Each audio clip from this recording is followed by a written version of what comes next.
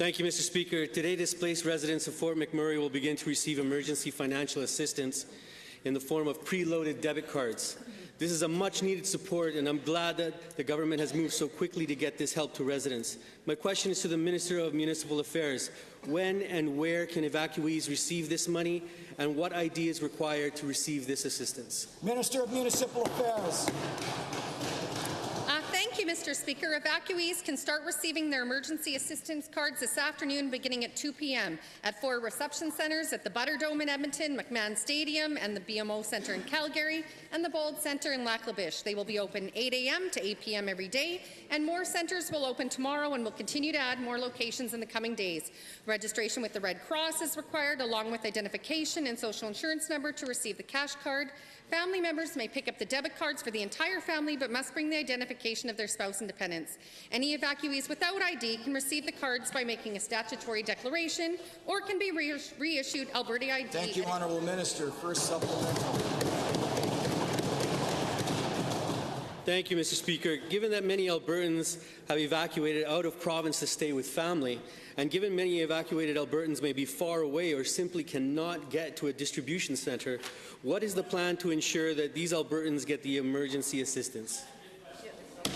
Honourable Minister. Thank you, Mr. Speaker. We will ensure every Albertan evacuated from the Fort McMurray area will receive emergency assistance, whether they are out of province or cannot access a distribution centre. Seniors, those with mobility issues, those with special needs, and others who are in Alberta but unable to apply in person can contact 310-4455 to make arrangements to receive emergency financial support from the Government of Alberta. We are also working with the Red Cross to provide that assistance from the Government of Alberta in addition to the funding provided by the Red Cross for those who have left Alberta. Details on how this will happen should be coming in days to come. Second supplemental. Thank you again, Mr. Speaker. Many evacuees live and work in Fort McMurray. However, their identification lists their residence as somewhere else. To the same minister, how will the government ensure these evacuees will receive emergency assistance? Honourable Minister.